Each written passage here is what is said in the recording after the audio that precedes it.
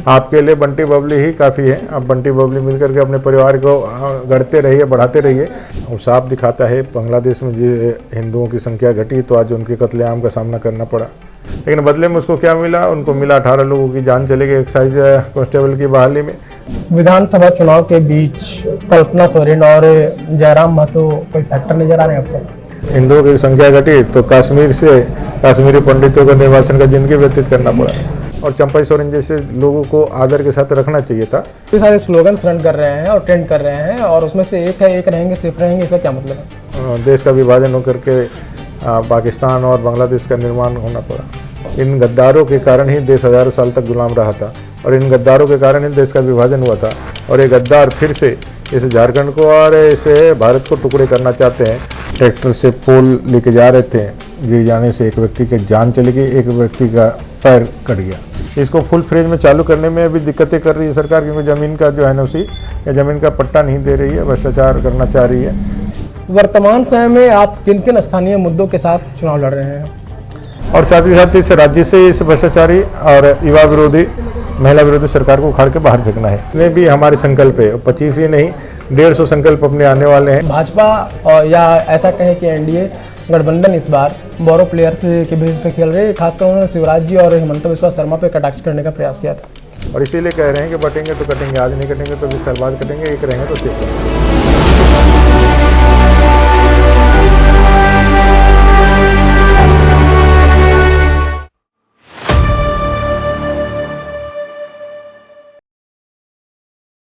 जोहार समृद्ध झारखंड देख रहे हैं आप। और जैसा कि हम सब जानते हैं, झारखंड में इन दिनों चुनावी सरगर्मी तेज हो चुकी है। एक चरण का चुनाव तो संपन्न हो चुका है 13 नवंबर को, वहीं 20 नवंबर को दूसरे चरण का चुनाव 38 विधानसभा सीटों के लिए होना है।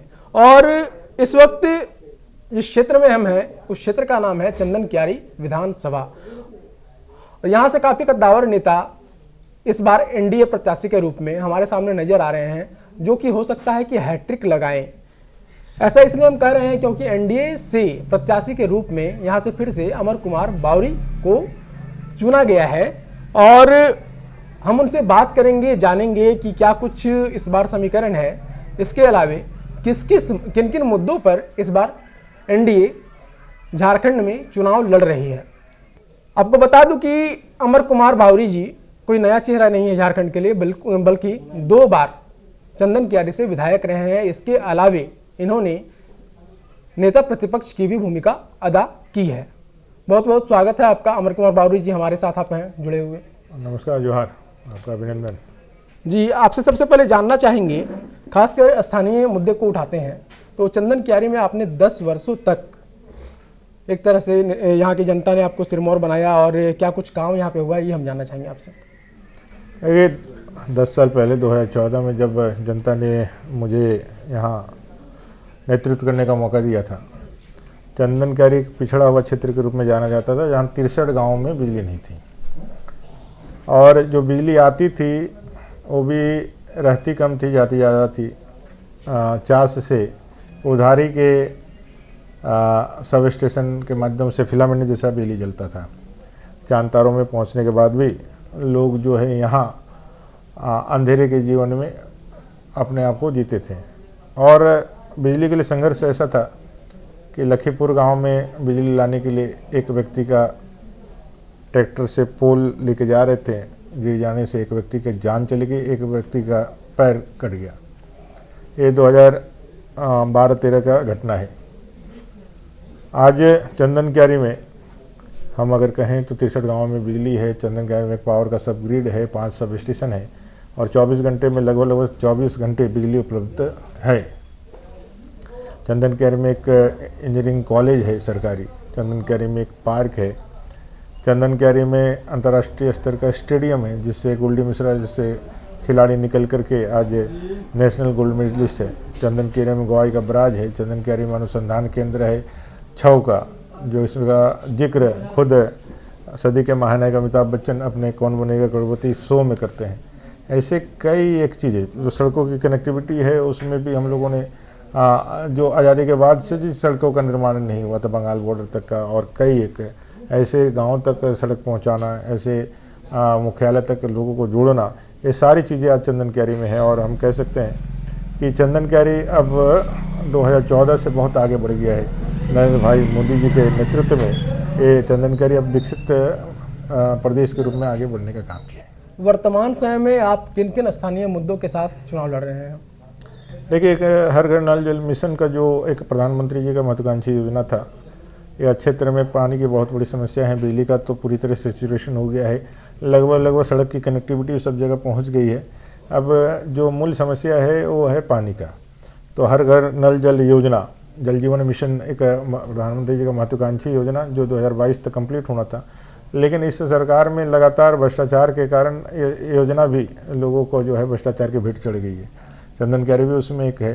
चंदन क्यारी के सभी गाँवों में नल से पानी पहुँचाना, साथ ही साथ चंदन क्यारी का जो सर्विस सेटलमेंट का जो त्रुटि है, सिर्फ चंदन क्यारी का नहीं है, पूरे झारखंड प्रदेश का है। इस त्रुटि का उन्मूलन करना यह सरकार के द्वारा ही हो सकता है, सरकार रहेगी तभी हो सकता है। उस दिशा में कदम आगे बढ़ाना, और साथ ही साथ भोजूडी से लेकर के जो बाबा भैरवनाथ धाम है, वहाँ से लेके बाबा गौरीनाथ धाम पुरलिया तक का यह एक रेलवे की कनेक्टिविटी जो चंदन क्यारी और बरमसिया को टच करते हुए जाए। हमारे 2 नए उद्योग पुराने हैं, लेकिन जिसको फिर से हम लोगों ने शुरू कराया है, एक JSW पर्वतपुर है और एक अमलाबाद का कोल ब्लॉक है। इसको फुल फ्रेज में चालू करने में अभी दिक्कतें कर रही है सरकार, क्योंकि ज़मीन का जो NOC या ज़मीन का पट्टा नहीं दे रही है, भ्रष्टाचार करना चाह रही है, लेकिन जो प्रतिष्ठान है उसमें सहमति नहीं दे रही है। तो उसको चालू कराना, सीता नाला का कोल ब्लॉक जो है उसको चालू कराना, 1000 लोगों को रोज़गार देना, ऐसे कई एक मुद्दों के साथ, एक अच्छा हॉस्पिटल खोलना, ऐसे कई एक मुद्दों के साथ हम लोग जनता के बीच में है कि भाई चंदन क्यारी सतत विकास को आगे बढ़ाना है। और साथ ही साथ इस राज्य से इस भ्रष्टाचारी और युवा विरोधी, महिला विरोधी सरकार को उखाड़ के बाहर फेंकना है, ऐसा ध्यान लगा करके यह काम किया जा रहा है। बीते सरकार के कार्यकाल में आपने नेता प्रतिपक्ष की भूमिका अदा की है।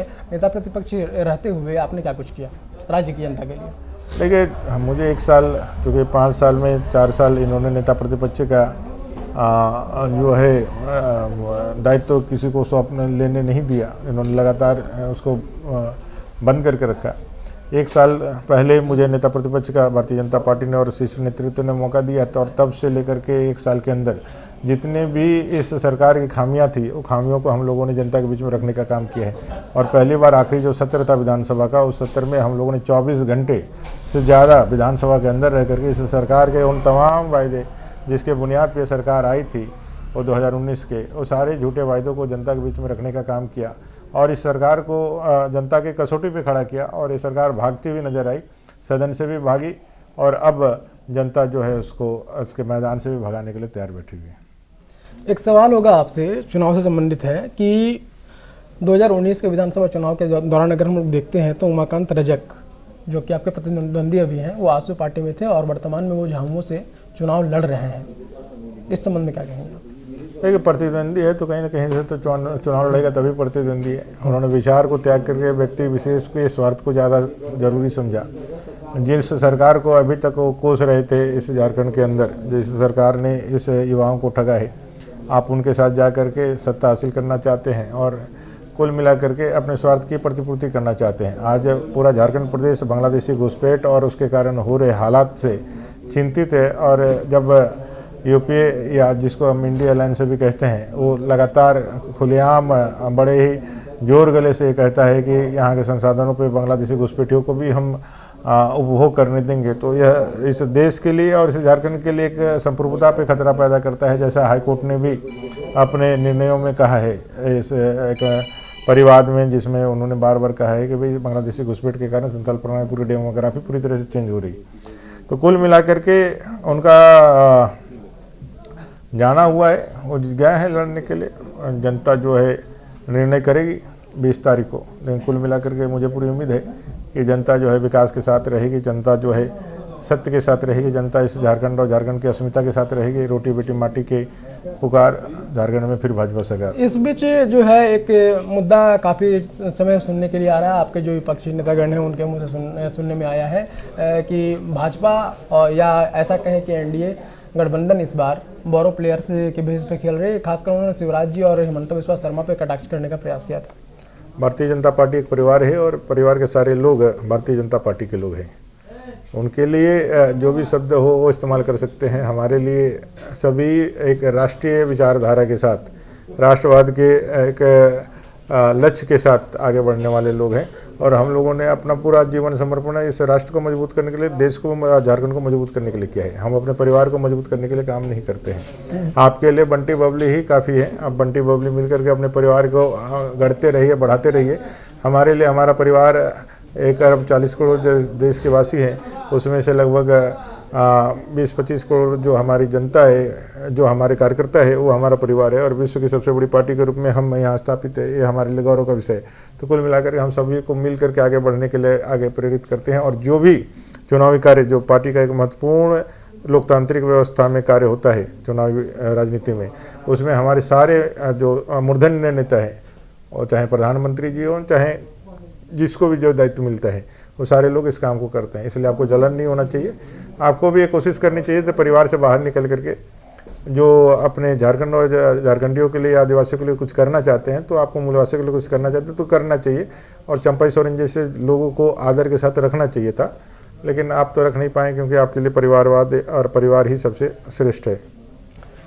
विधानसभा चुनाव के दौरान ना काफ़ी सारे स्लोगन्स रन कर रहे हैं और ट्रेंड कर रहे हैं, और उसमें से एक है, एक रहेंगे सिर्फ रहेंगे। इसका क्या मतलब है? जिस तरह के हालात हैं देश के अंदर, झारखंड के अंदर, वो साफ दिखाता है। बांग्लादेश में जो हिंदुओं की संख्या घटी तो आज उनके कत्लेआम का सामना करना पड़ा। हिंदुओं की संख्या घटी, उनकी संख्या बढ़ गई 80%, तो देश का विभाजन होकर के पाकिस्तान और बांग्लादेश का निर्माण होना पड़ा। उनकी संख्या घटी, हिंदुओं की संख्या घटी, तो कश्मीर से कश्मीरी पंडितों को निर्वासन का जिंदगी व्यतीत करना पड़ा। आज संथाल परगना में कमोबेश वही स्थिति परिस्थिति है। आज कांग्रेस, जेएमएम, आरजेडी इस देश को टुकड़े करने के लिए लालायित है और प्रबल इच्छा के साथ कुछ भी हदों को पार करने में किसी प्रकार का संकोच नहीं करते हैं। इसलिए गुलाम अहमद मीर जैसे नेता, कांग्रेस के वरिष्ठ नेता जो प्रभारी है झारखंड प्रदेश के, वो आकर के बयान करते हैं कि यहाँ के संसाधनों पर हिंदू मुसलमानों के साथ घुसपैठियों को भी हम देने के लिए तैयार हैं। और उसके बाद ना कांग्रेस ना उनके कोई नेता इस पर कोई टिप्पणी करते हैं, ना इसका कटाक्ष करते हैं, ना इसको खारिज करते हैं। तो साफ दिखलाता है कि इनके मन में जो है गद्दारी है। इन गद्दारों के कारण ही देश हजारों साल तक गुलाम रहा था, और इन गद्दारों के कारण ही देश का विभाजन हुआ था। और ये गद्दार फिर से इस झारखंड को और इसे भारत को टुकड़े करना चाहते हैं, ताकि उनको सत्ता का सुख और सत्ता की मलाई मिलती रहे। रोटी बेटी माटी की बात यहाँ पे हो रही है, इस संबंध में क्या कहना आपका? रोटी बेटी माटी का ही, अस्मिता का ही सवाल है ना यहाँ पे। हमारी माटी के साथ लैंड जिहाद हो रहा है, हमारी बेटी के साथ लव जिहाद हो रहा है, हमारे रोजगार के साथ वोट जिहाद हो रहा है। ये पूरी तरह से रोटी बेटी माटी की अस्मिता का ही सवाल है, और उसी अस्मिता के लिए ही हम लड़ रहे हैं। और इसीलिए कह रहे हैं कि बटेंगे तो कटेंगे, आज नहीं कटेंगे तो 20 साल बाद कटेंगे, एक रहेंगे तो सेफ रहेंगे। भाजपा के पंचप्रण में क्या है?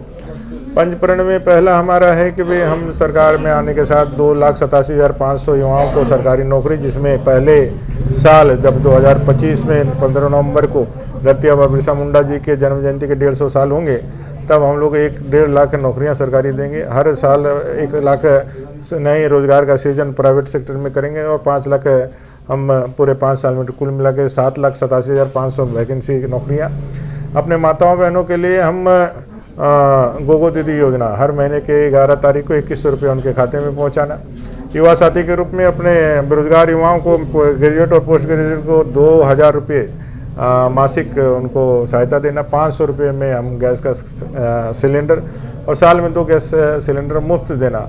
ऐसी योजनाओं के साथ, मुफ्त में बालू देने की योजनाओं के साथ हम जनता के बीच में 21 लाख नए घरों का निर्माण भी करेंगे, और इस झारखंड को आगे लेकर के जाएंगे। ऐसे पंचप्रणों के साथ हम लोग जनता के बीच में करीब 25वां शायद हम लोग मना रहे थे झारखंड का जन्मोत्सव कहें या जो कहें, और इस बीच में हम लोगों ने देखा कि मैनिफेस्टो का पेपर एक जारी हुआ आपके पार्टी कार्यालय से, और 25 संकल्प उसमें लिखे गए हैं। और इस संबंध में जानना चाहेंगे कि अगर झारखंड में 2024 में डबल इंजन की सरकार बनती है तो क्या वो 25 जो योजनाएं हैं वो लागू होंगी? अगर नहीं है, ये कन्फर्म है कि भारतीय जनता पार्टी आरएनडी की सरकार आ रही है। पहले फेज के चुनाव के बाद 31 से ज़्यादा सीटों का रुझान जो है भारतीय जनता पार्टी के पक्ष में है, और पूर्ण बहुमत की सरकार बनेगी एनडीए की। और हम कुल मिला करके इस सरकार के माध्यम से अपने जितने भी हमारे संकल्प है, 25 ही नहीं 150 संकल्प अपने आने वाले हैं। और 150 संकल्पों के साथ हम लोग यह झारखंड में धरती आबा बिरसा मुंडा जी के जन्म जयंती के अवसर पर संकल्पों को पूरा करने के लिए, उसको सिद्ध करने के लिए अपनी पूरी जान पूरी ताकत लगा देंगे और मोदी जी की गारंटी के साथ उनके कुशल मार्गदर्शन में हम ये सारी चीज़ें करके जनता को दिखाएंगे। झारखंड की जनता के बीच जब जाते हैं ना, तो उनके मनोभाव कुछ और होते हैं और वो बोलते हैं कि हम लोगों के पास समस्याओं का अंबार है, लेकिन उसके समाधान के लिए हम लोग किनके पास जाएं। जबकि 2015 की बात करेंगे तो उस समय रघुवर दास जी का कार्यकाल चल रहा था और उन्होंने पब्लिक डिमांड सेल की स्थापना की थी। अगर डबल इंजन की सरकार आती है तो क्या इस तरह का कुछ होगा? ये सरकार भ्रष्टाचार करने के लिए बनी थी, लूटने के लिए बनी थी, इसलिए इन्होंने आते के साथ सबसे ज़्यादा पब्लिक ग्रीवांस सेंटर को बंद किया हुआ, नेट वन को बंद किया। इन्होंने तमाम तरह के जो आयोग होते हैं जिसके माध्यम से भ्रष्टाचार पर रोक लगाए जा सकते हैं, चाहे सूचना आयोग है, लोकायुक्त है, उसको नहीं भरा। कुल मिलाकर के इस सरकार ने भ्रष्टाचार को ही अपना मूल उद्देश्य बनाया। अपनी सरकार आएगी तो जैसा हम लोगों ने कहा है, भारतीय जनता पार्टी एक सुशासन करने के लिए, सुशासन देने के लिए जानी जाती है। हम 100% सुशासन स्थापित करेंगे और यहाँ पे झारखंड के अंदर 100% हम लोग इसको करके आगे बढ़ेंगे। विधानसभा चुनाव के बीच कल्पना सोरेन और जयराम महतो कोई फैक्टर नजर आ रहे हैं आपको? देखिए, चुनाव है, सभी फैक्टर है और फैक्टर कितना कारगर रहेगा तो जनता तय करेगा। अंतिम में बस यही आपसे जानना चाहूँगा कि जनादेश को लेकर आप क्या कुछ अपेक्षाएं कर रहे हैं मतदाताओं से? झारखंड में परिवर्तन का एक लहर है। इस सरकार ने ऐसा कोई नहीं है जिसको ठगा नहीं है। इसने युवाओं को ठगा, 5 लाख बेरोजगार को रोजगार देने का वायदा, 5,000 बेरोजगार का भत्ता देने का वायदा करके सरकार आई, लेकिन बदले में उसको क्या मिला? उनको मिला 18 लोगों की जान चली गई एक्साइज कांस्टेबल की बहाली में, पेपर लीक हो गया सीजल में, जेई, जेएसएससी, सीजे, हमारे लैब टेक्नीशियन सभी पेपरें बेच दी गई। युवा ठगे हुए महसूस कर रहे हैं। आज जितने अनुबंध कर्मी थे उनको परमानेंट करने का भरोसा दिया, सरकार बना ली, आज उनको लाठियाँ के बरसा रहे हैं। आज पूरे झारखंड प्रदेश में ऐसा महिलाओं के साथ जो अत्याचार है, बांग्लादेशी घुसपैठ है, इससे पूरा झारखंड त्रस्त है। और इससे झारखंड को बचाने के लिए और झारखंड इस ठगबंधन सरकार से बचने के लिए इतना आतुर और छटपटाहट में है कि एक जनमानस तैयार हुआ है असंतोष के कारण, और उसको नेतृत्व जनता दे रही है एनडीए को, और 100% सरकार एनडीए की बन रही है। आपसे बस अंतिम में ये सवाल रहेगा कि आम दिनों की तो दिनचर्या की बात अलग होती है, लेकिन अभी फिलहाल इलेक्शन का समय चल रहा है और इस बीच आपकी कैसी व्यस्तता रहती है, इस संबंध में जानना चाहेंगे आपसे। हम लोग रात के 1:30 बजे इंटरव्यू कर रहे हैं, आप समझ सकते हैं व्यस्तता कैसी हो सकती है। तो कुल मिलाकर के यही है कि भाई जो भी समय है उस समय में जितना भी प्रबंधन किया जा सकता है चीज़ों का वो करते हैं, और यही जनता का परीक्षा है। और जनता के परीक्षा के लिए जब आप परीक्षा लिखते हो, कोई मैट्रिक की परीक्षा लिखते हो, तो आपको एक्स्ट्रा एफर्ट लगाना पड़ता है। तो जनता के दरबार में ये परीक्षा है जो जनता जनार्दन है, तो इसमें थोड़ा सा अलग एक्स्ट्रा एफर्ट तो लगता ही है। आपको केंद्रीय नेतृत्व से कितना सहयोग प्राप्त हो रहा है? 100% केंद्रीय नेतृत्व से सभी को सहयोग है। भारतीय जनता पार्टी का जो भी प्रत्याशी है वो सब केंद्रीय नेतृत्व, राज्य नेतृत्व, सबका सहयोग के साथ हम लोग इसको आगे बढ़ाएंगे। चलिए, तो इस वक्त आप सुन रहे थे चंदन कियारी के विधायक रह चुके, 2 बार विधायक रह चुके और हो सकता है कि इस बार हैट्रिक ये मार पाएँ अमर कुमार बावरी जी को। और रात के 1:30 बज गए जैसा कि इन्होंने कहा, और इस वक्त हम लोगों ने इंटरव्यू किया इनका। बहुत बहुत शुक्रिया, धन्यवाद कि आपने अपना बहुमूल्य समय निकालकर समृद्धि झारखंड को दिया। शुक्रिया।